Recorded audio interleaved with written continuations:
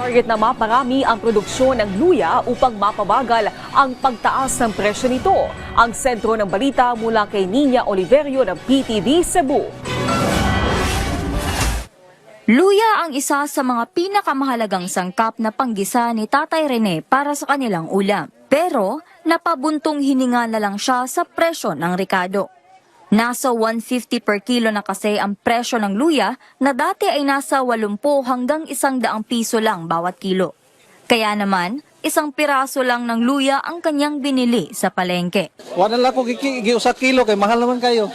Dagdag pa niya, pagkakasyahin na lang niya ang nabiling luya sa pagluluto ng mga ulam sa kanilang Di pamilya. naman da. Agag, mayon lang sagol ni.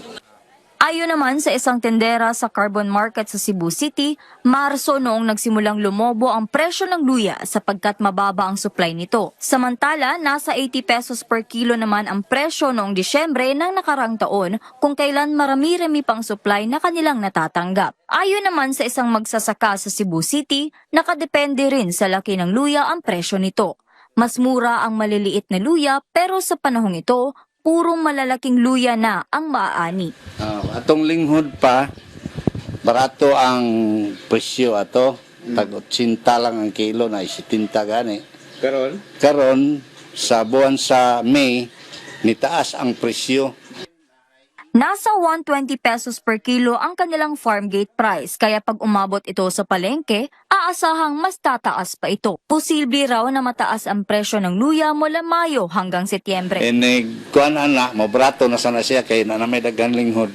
Ito ang bahagi ng lupain ni Sir Andres na kakatanim lang nila ng bagong pananim na luya at kailangan nila maghintay ng 11 months bago pa nila ito ma-harvest. Bukas naman ang lokal na pamahalaan na i-activate muli ang kanilang Price Monitoring Council upang ma-monitor ang mga presyo ng bilihin. Nya with the updated prices dili makapataka ang uban nga mga retailers nga pataka og hatag og presyo. Kahit may produksyon ng luya ang lungsod, may mga supply naman na pumapasok mula sa ibang rehiyon.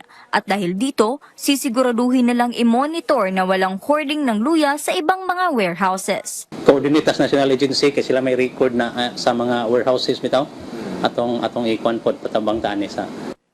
Dagdag pa ng City Agriculture, mas paiigtingin pa nila ang produksyon ng luya sa Cebu City nang sa gayon, mas madami pa ang supply na makakarating sa mga palengke sa lungsod. Mula sa PTV Cebu, Nina Oliverio para sa Pambansang TV sa Bagong Pilipinas.